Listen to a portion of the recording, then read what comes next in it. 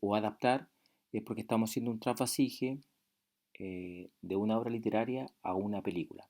Digo esto porque hay que aclararlo, porque existen películas que en realidad no necesariamente vienen del mundo de la literatura más clásica, ¿no? Entendiendo como novela, cuento u obra de teatro, sino que, por ejemplo, hay ciertas películas que provienen del mundo del cómics o la novela gráfica, hay películas que provienen de la ópera, de la música, de la pintura. El Love Vincent, por ejemplo, ¿no? Es una adaptación de las pinturas de Vincent Van Gogh, por ejemplo. Entonces, el concepto de adaptar es mucho más amplio que solo adaptar literatura. Sin embargo, en esta cápsula hablaremos de literatura principalmente y cómo se puede adaptar a una película. Uno de los ejemplos más exitosos y más leales entre película y obra original es Persepolis de Marjane Satrapi, claramente porque también la escritora y la dibujante de la novela gráfica es la misma directora de la película, entonces hay bastante similitud entre una obra y otra. Sin embargo, nadie se queja de la diferencia que existe entre Apocalypse Now de Coppola con respecto a la obra original que es la obra de Conrad. Es muy diferente, ¿no? Pero nadie dice en el fondo o se queja de la diferencia porque la entiende que son dos obras totalmente distintas. O, por ejemplo, lo que pasa con La Soga, película de Hitchcock, que nadie se acuerda que está basada en una obra de teatro, ¿no?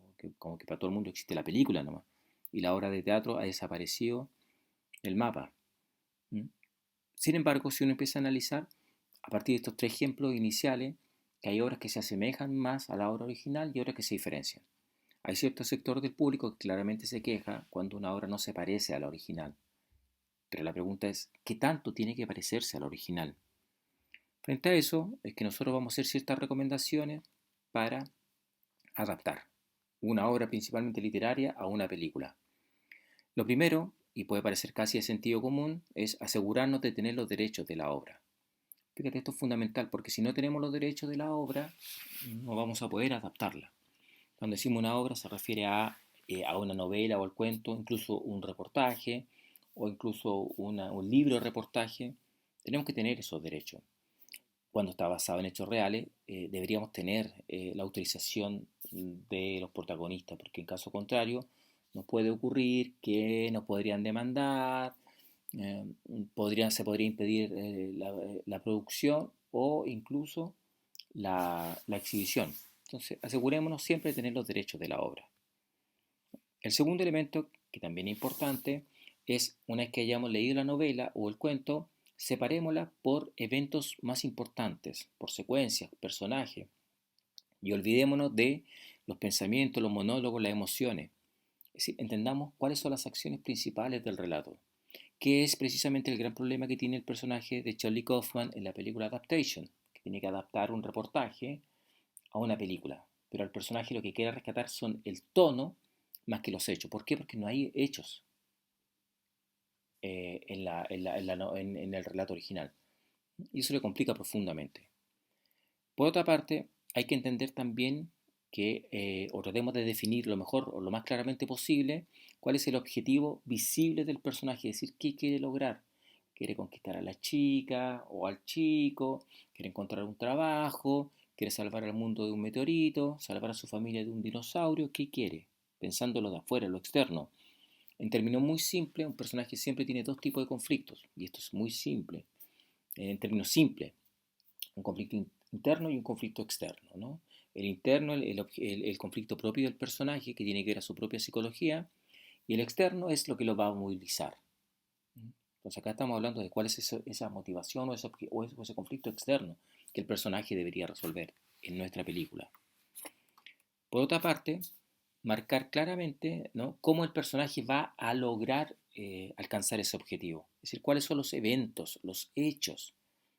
Es decir, si quiere salvar a su comunidad de un tiburón gigante, bueno, ¿cuáles son los eventos que van a ocurrir para que eso pase, ¿no? ¿Cómo nos va a salvar el personaje? Ya. Entonces definamos claramente cómo el personaje va a lograr su objetivo. Otro elemento importante, porque esto ya tiene que ver también con la estructura, ¿no?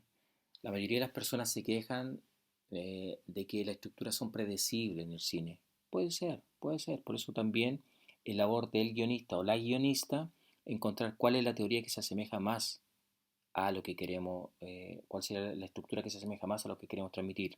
Por ejemplo, hay ciertas estructuras narrativas no tan usadas, como por ejemplo la teoría del tiburón de Eighthead, que plantea más o menos la idea de los tres actos, pero a diferencia de que plantea un primer acto, como la mordida del tiburón, tenemos que captar la atención del personaje, del espectador de una. Después viene el cuerpo o el desarrollo para saber cómo el personaje va a solucionar lo que planteó al principio. Y finalmente la cola, que sería la resolución, pero que es un poco más baja intensidad que este inicio. Ahí tenemos una teoría poco usada.